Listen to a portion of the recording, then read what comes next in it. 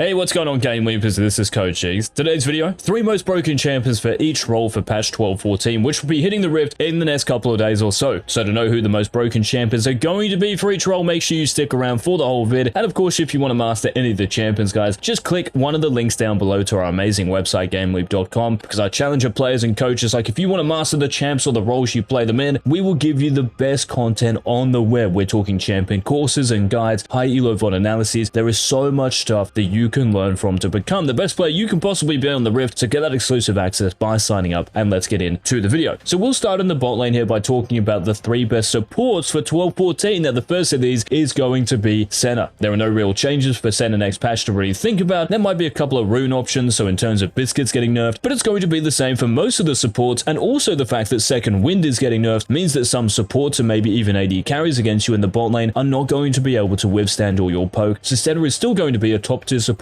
for next patch. Now one support and one champion who we really haven't mentioned ever, I don't think, on one of these videos, is Xerath. So Xerath as a support, guys, in 12.14, the reason Xerath is going to be so broken is because sustain in the game is getting nerfed. So just like I mentioned for Senna, right? Health potions, refillable potions, biscuits, second wind, all of these sustain options in the game, because they're not going to be as good in 12.14, poke-based champions like Xerath are just going to be better. Their value is going to go up, and because Scorch is also getting buffed, you could run this on Xerath as well. So if you're running something like Comet with Scorch in your sorcery tree, it's going to be very oppressive to play against. So Xerath is the second best support, especially after Riot buffed his ease stun duration. But the best support in the game is not actually one of these poke supports. This is Blitzcrank. Now why is Blitzcrank number 1? Well, not only because of the buffs recently to his Q's damage, to his ultimate space damage, unreal buffs, right? They've really put Blitz back on the map. But the reason Blitz is number 1 for 12.14, well, just like I said, right? These poke supports, Xerath, Senna, we might be talking about Vel'Koz and Ashe and Misfortune. All of these supports that are going to relish the new kind of meta maybe in the bot lane, Blitz does incredibly well into all of them, because these poke-based supports, they really can't play into Blitzcrank because of the threat of that rocket grab. If one hook lands, the lane is completely over. You have to play perfectly if you're a Xerath into a Blitz. You have to play perfectly if you're Senna into Blitz. It's a very difficult lane to actually play, so Blitzcrank is the number 1 support for 12.14. Now staying in the bot lane, let's talk about the 3 best AD carries for 12.14, and the first of these is Twitch. Now I'm not saying Twitch is going to be giga OP. To be honest, I think Twitch is going to find it a lot harder to get out of the laning phase next patch because of the poke buffs, and because during the laning phase Twitch is a short range AD carry who doesn't really have any power in the early game. It's going to be a lot harder to actually navigate out of the laning phase into a position where you can actually carry a game. So if you're into a lane where there's a Caitlyn and a Karma, it's going to be very frustrating, and a lot more frustrating because health pots are nerfed, refillable potions are nerfed. You're not going to be able to sustain all of that damage that's coming at you. But Twitch's main strength, I guess, in the majority of elos is that people just won't punish him. People are going to let you scale and get out of the laning phase for free most of the time, so you can get to Kraken Slayer, you can get your item spice, and that's when you become very deadly. But if you are an AD carry in higher elos, like I might even be talking about Master Plus, I'd be very careful about picking the playground in 12.14. Now the second best AD carry is an AD carry who we're seeing getting picked a heck of a lot in pro play at the moment as well, and BAM. So in the LCK and the LPL, Draven has become one of the top tier AD carries. Reason being, there aren't really many strong laning AD carries anymore. So that means that Draven, like if we think about Lucian, right, he's not that good anymore because of the nerfs. If we think about Caitlyn, nowhere near as strong as she was. Jinx, Aphelios, every AD carry in the game I swear has been nerfed. Really the only one who hasn't, I guess, is Kalista, but Draven can beat any of these and hard stomp them. So pretty much if you lock in Draven, you have a free lane, because no AD carry at the moment can contest that power. So in 12.14, it's going to be much of the same for Draven, and I'll be honest, if I was queuing as AD carry, I'd definitely ban Draven, because I think if someone can play him, he's pretty much uncontestable, so he's number 2. But the number 1 AD carry, guys, for 12.14, this will continue to be Sivir, even though her W might be getting nerfed in terms of the minion damage. But what's great is that you've got a new passive in your W, so the balances last hit minions that are left at less than 15 HP. This means you're going to secure those last hits more, so this is really nice for Sivir. So the actual minion damage you're losing, it shouldn't mean that much. Okay, maybe you might miss out on priority a couple of times, but the point is Sivir is maintaining most of her power.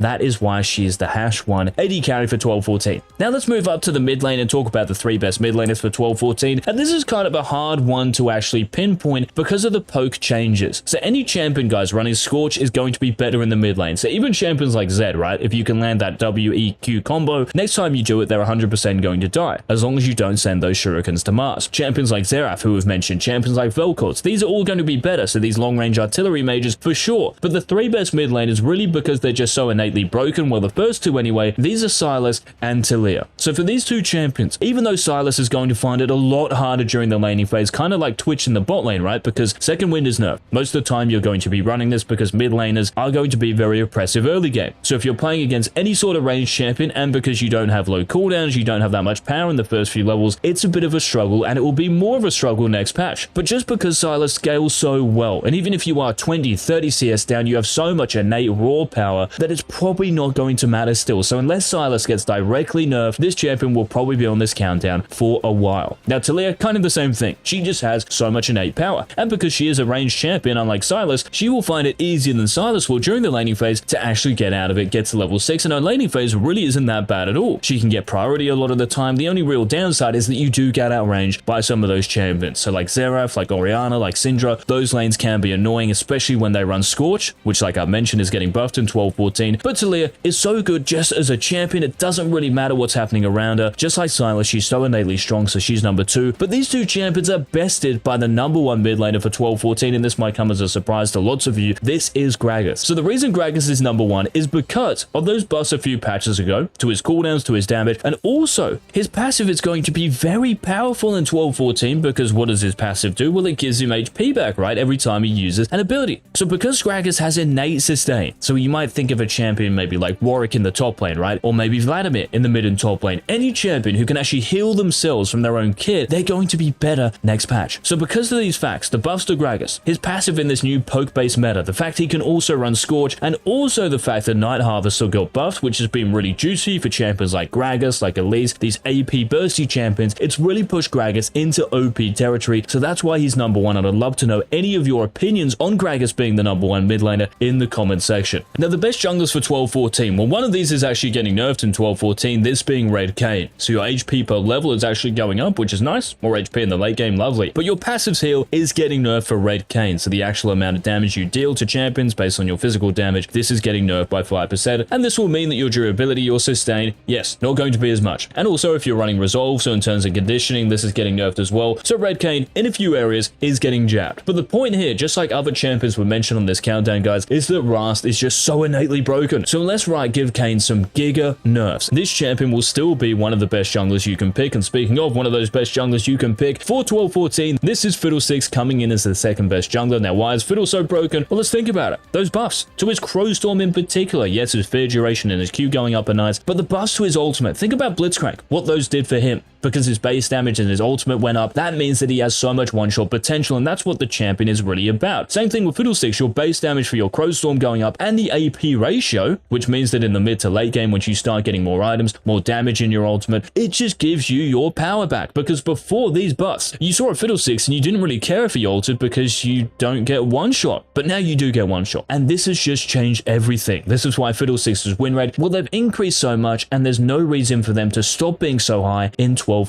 But the best jungler in the game, I really don't want to talk about it for that long because it kind of tilts me, but this is Master Yi. Now the reason Master Yi is number 1, well, not only does he have extra range, but also because of that stupid Q direction thing you can do. So when you Q a target, you can decide where you come out of it. And I've said this in other videos, can someone please riddle to me why on earth Riot put this in the game? It is so unhealthy. It's still going to be there in 12-14, and I'm kind of sick of talking about Master Yi. So he's the number 1 jungler, and if you guys want to rant about that champion, please do so in the comment section. Now the final role, of course, we have to talk about, guys, is the top lane, and if you are enjoying these countdown videos, please let us know by leaving a like down below. And the third best top laner, this is Fiora. Now you might be like, but Fiora got nerfed. Well, she did. But the reason Fiora is so good is because, well, you don't go Gore Drinker, you go Divine Sundra. Divine Sundra at the moment is so busted, so if you're playing Fiora, if you're playing Camilla, if you're playing Jax, any of these Sundra abusers, the top lane and just the Rift in general, because Divine Sundra is so good against squishy champions at the moment, you can have an absolute field day, especially if you're snowballing in the top lane, because you will deal so much damage. So Fiora is the third best champion. She might not have any innate sustain, but yes, her synergy with Divine Sundra is just too good to not put her on this countdown. Now the second best champion, this is actually a champion getting buffed in 12-14. This is Teemo, and it's kind of exciting, right? Teemo on a top champions countdown, let's go. So the mana regen per level, this is going up. Your ultimate's range is going up, your ultimate's AP ratio is going up 5%, and your ultimate's mana cost is also reducing in the late game. This is super nice for Teemo, who even without these buffs would have really loved 12-14, because champions in the top lane who will be running Resolve for the most part, so we're talking second wind, we're also talking health potions, we're talking refillable potions, there's less sustain for them now, and because you're a ranged champion, let's be be honest, who wants to play against a ranged champion top next patch? Your HP bar is just going to get whittled down and down and down until you have to recall, you get back to lane, and it's just rinse and repeat. It's like impossible to win lane, especially against a Teemo, because his Q denies a lot of champions in the top lane. So I think this mushrooming Yordle in 12-14 is going to be very deadly and a real pain in the you-know-what to play against. But the number one champion, well, one champion who would actually hate playing against Teemo, but he is just so broken that I cannot not put him at number one, guys. This is Darius for another patch. Now, I understand the second wind is getting nerfed. This is definitely a rune that you would consider running in most matchups. Also, health potions getting nerfed, refillable potions getting nerfed, but it's just the fact that Darius is just so innately broken, right? Because of the new durability meta, Darius just frosts it. Because of the hemorrhage stacking, the conqueror stacking, you are maybe one of the few champions in the top lane who can still pretty much one-shot an opponent when they make a mistake. Because lots of top laners, because of the durability buffs, they kind of struggle to punish their opponents now. You might get a little bit of damage, but it doesn't lead to a kill or anything, but Darius is still that same champion. You make one misstep, you're dead. So Darius for another patch, guys, is going to be the best top laner, and those were the three best champions, the three most broken champions for each role in 12-14. Any thoughts, questions, leave them in the comment section, and until tomorrow's daily Season 12 upload, this has been Coach EZ. Peace.